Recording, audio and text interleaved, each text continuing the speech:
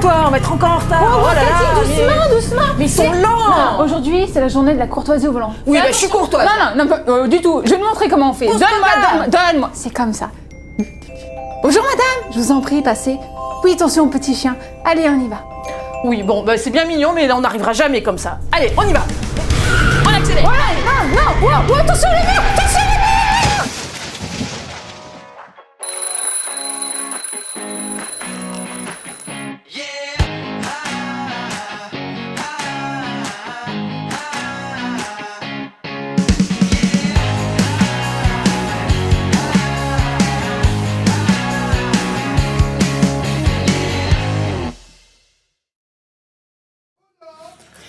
Jesus Coffee, bon matin. On a eu Nuggets, il n'avait pas fini le chrono, le tombe des... Eh ben on l'a fait. Ah, voilà. On l'a fait quand même. On y est. Alors j'espère que vous allez bien ce matin, en tout cas moi je vais bien. C'est lundi. Bah, j'étais un peu dans la brume ce matin, comme je disais. Là, il y a des matins. Pourtant, lundi matin, moi, je suis assez tonique. Ouais. Mais là, un petit peu cuit. En même temps, je reviens de 8 heures de train. Voilà. C'est normal alors. Ouais, oui, parce que j'ai visité une super église en Bretagne. Voilà, je salue encore tout le monde de Rouen là-bas. Non, Seb, pardon. Surtout. Oui, Seb, j'ai dit Bretagne, Seigneur, Normandie, Rouen. Voilà, à chaque fois, hein, c'est bon, on y est. Mais moi, je confonds les deux. Oui. Pardon encore, hein, je suis désolée, je sais que tu nous aimeras quand même. Pour moi, il y a le sud et le reste du monde. Voilà, au-dessus d'Avignon, après, on sait pas trop, c'est flou. D'accord. Vous pouvez dire... Ah, il y a quelqu'un qui n'a pas son micro branché. Je crois que c'est... Non, Alexandra est branchée. Ah, il doit y avoir un petit problème. Nuggets, qu'est-ce qui se passe? On regarde, on est en live, on est en description. Est-ce que ça marche? On est top, Alex? Bah, je sais pas. 1, 2, 1, 2. On est bon. C'est bon? On est bon. Vous là, voyez, c'est bon. Là, okay. On est avec vous. Voilà, on est en direct. Vous voyez les petits couacs comme ça. Alors, ce matin, on est parti sur un nouveau livre. Oui, un nouveau livre. Juste après Jonas. Qui est Michée. On reste dans les petits prophètes. Alors, vous allez me dire, oh là là, ça fait un petit moment qu'on est sur les petits prophètes, là. Exactement. Mais ça reste super intéressant quand même. Oui, et c'est très... J'espère que ça vous... Dites-nous-le, parce que des fois, vous ne nous dites pas tout ça. Dites-le, on sera heureux de voir. Est-ce que ça vous a appris des choses? Est-ce que ça vous intéresse? Mettez des commentaires. Est-ce que ça vous a donné envie de les lire? Est-ce que ça vous a donné envie de méditer la parole? Parce que pour moi, c'est ça, méditer la parole. Oui. Je peux parler de moi un petit peu de... Mais oui, vas-y. Je voulais juste dire ça. Moi, la méditation de la parole, c'est au-delà de... Enfin, c'est pas juste je prends la Bible et je vais juste savoir ce que Dieu veut me dire en priant. Pour moi, la méditation de la parole, c'est de prendre la Bible et de la lire et de creuser, de comprendre les choses. C'est le meilleur. Et à partir du moment où on comprend les choses, c'est là que Dieu parle. Amen. En réalité, plus que d'être là pendant des jours. Et moi, c'est parce que je faisais ça avant, je lisais et je me fouettais, Seigneur, s'il te plaît, parle-moi.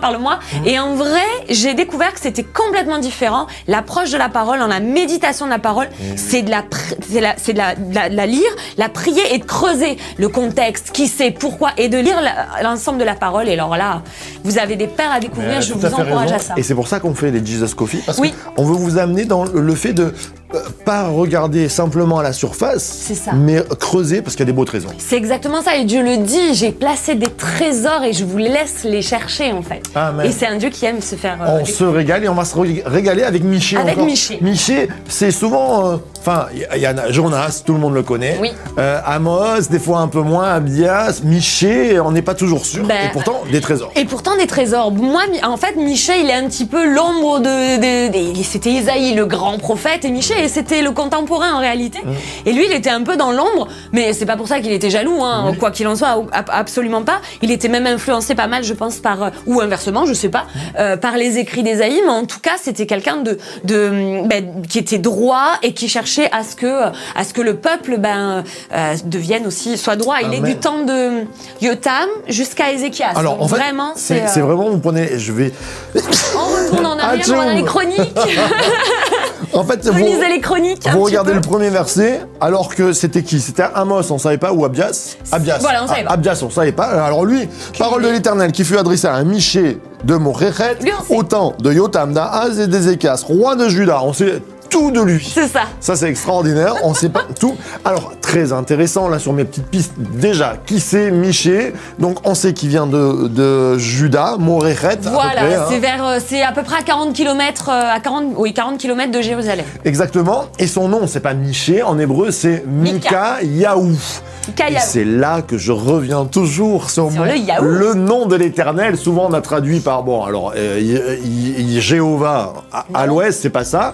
Il y avait, vous savez, le tétragramme, le nom qui avait été donné. Et moi, je préfère Yahou. Pourquoi? Parce qu'on le retrouve chez les prophètes, comme Mika-Yahu ou Jérémie, Irmi, Yahou.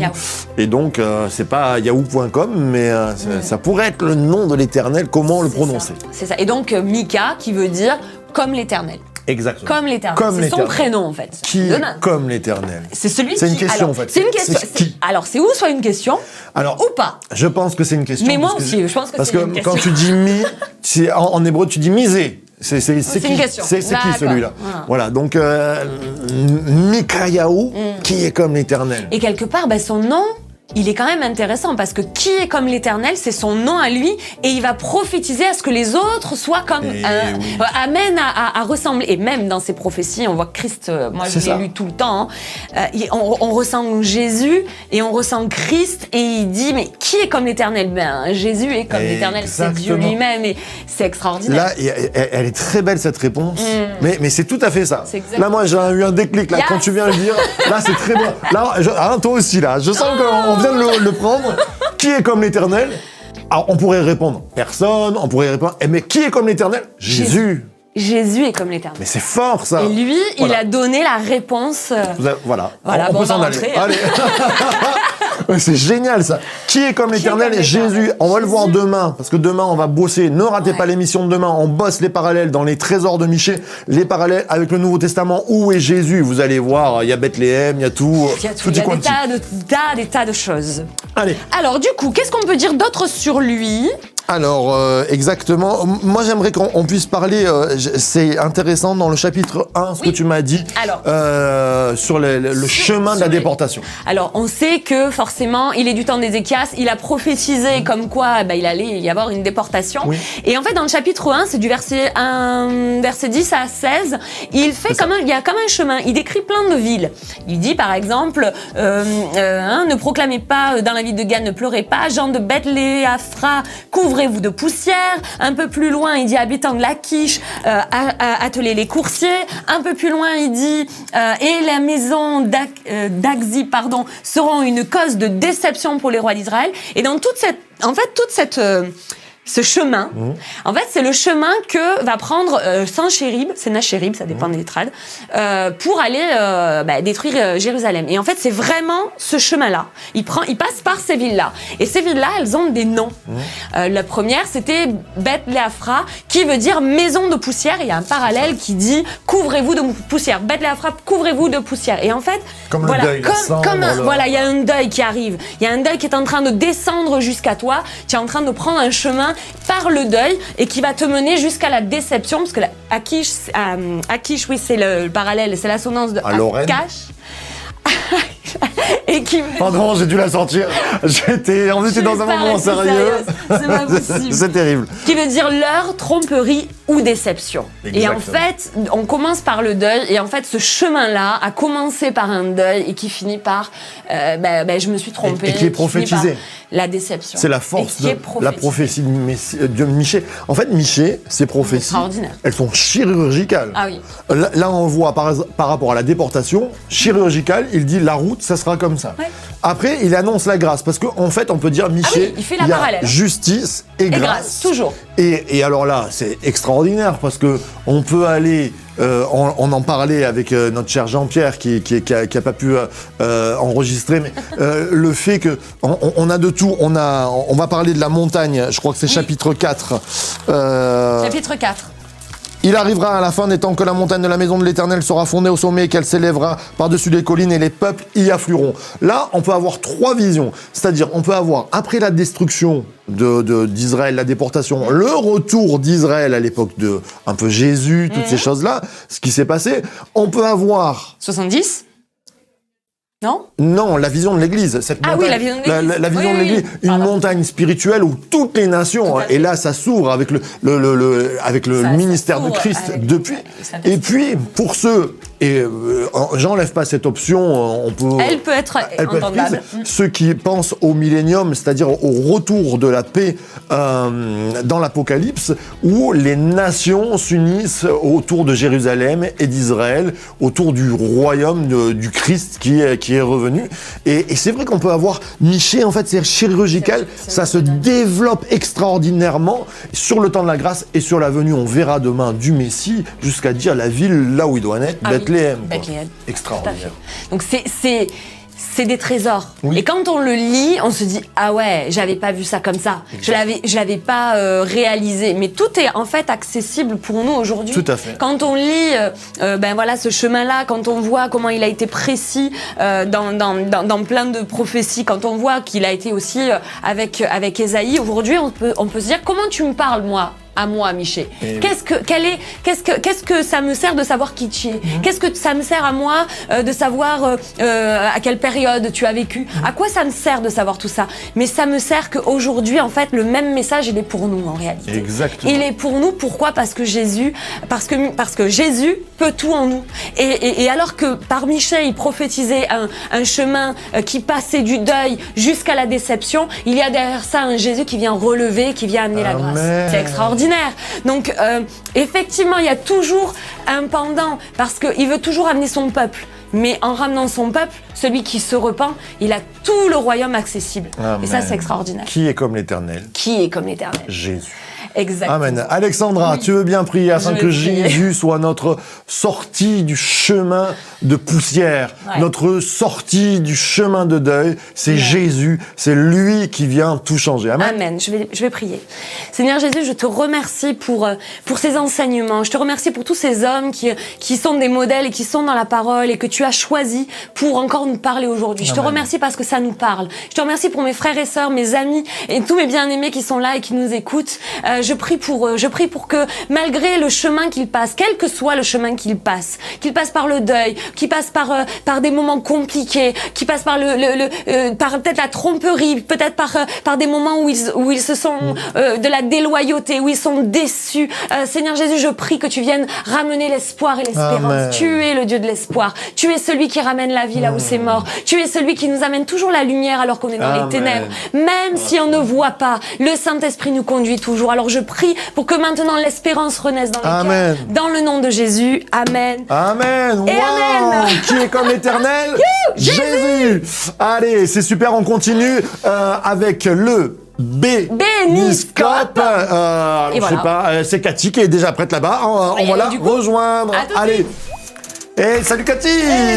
Ça va? Oui, toujours pour le Béniscope. Ouais, À super. fond. Ouais, à fond. On y va? On est parti? Allez, on plonge. Alors, pour les femmes, dans 1 Corinthiens 2, et je l'ai personnalisé exprès pour toi ce matin. Waouh. Mais toi, tu as reçu non l'esprit du monde, mais l'esprit qui est de Dieu, afin que tu connaisses les choses qui t'ont été librement données par Dieu. Waouh. Trop bon, quand Ah c'est ouais. personnalisé là, Ah oui. c'est pour toi. Donc, Eh ben, reçois pour les bien. hommes, est-ce que ça... Oui, non, c'est tellement... Mais qui c'est qui nous a balancé de l'eau? T'as vu Nicolas Varoli? Deuxième du nom. On vient de recevoir de l'eau. C'est en direct. C'est la bénédiction. La bénédiction, il y en a plus du ciel. Psaume 86, pour les hommes, car toi, Seigneur, tu es bon, prompt à pardonner et grand en bonté envers moi et envers ceux qui crient vers toi. Amen. Il pardonne ce matin. Soyez forts, les frères. Amen.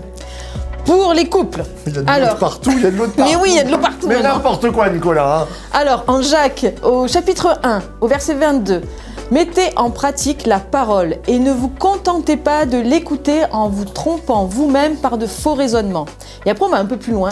Celui qui plonge dans les regards dans la loi parfaite, la loi de la liberté, et qui persévère, celui qui n'oublie pas ce qu'il a entendu, mais qui se met au travail, celui-là sera heureux dans son activité. Waouh, Yes. on veut être heureux. Mais oui, Alors ouais. plongeons les couples à plonger dedans. Et puis mettre en pratique ce qu'on entend, très important. Amen. Pour les Célibataire. Ouais. C'est ça. Les célibataires.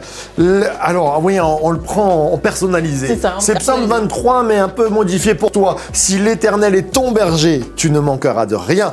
Il te fait reposer dans de verts pâturages et il te mène dans des eaux paisibles. Alors oui, que l'Éternel soit ton berger. Amen. Pour les jeunes. Alors, en Michée, au chapitre 7. Pour moi, je regarderai vers l'Éternel, je mettrai mon espérance dans le Dieu de mon salut, mon Dieu m'exaucera. Voilà, regarde vers l'Éternel et Dieu t'exaucera, Dieu t'écoutera. Quand on se confie à lui, il nous répond. C'est tellement vrai. Et c'était Michée en plus. Et oui. Et puis on termine pour les seniors avec Matthieu 11. Venez à moi, viens à moi, toi qui es fatigué, toi qui es chargé, et moi je te donnerai du repos. Eh bien le Seigneur est un Dieu de repos et il veut nous faire rentrer dans son repos. Qu'est-ce que c'est bon de personnaliser, moi je me régale. avec Voilà, ça. je me suis dit, allez, on Cathy, va... c'est trop bon, on va continuer le Béniscope comme ça pour les semaines prochaines, je Pour crois. qu'on s'y approprie. En fait, Exactement. moi, je trouve que c'est important quand on lit la parole de se l'approprier. Moi, des fois, je prie aussi comme ça. Je prends des versets et je me les mets pour moi. Amen. Voilà. Donc, Oui. je vous invite à faire pareil. Eh ben faites-le. Allez, à demain, source de À vie. bientôt. The Church to be. Eh oui.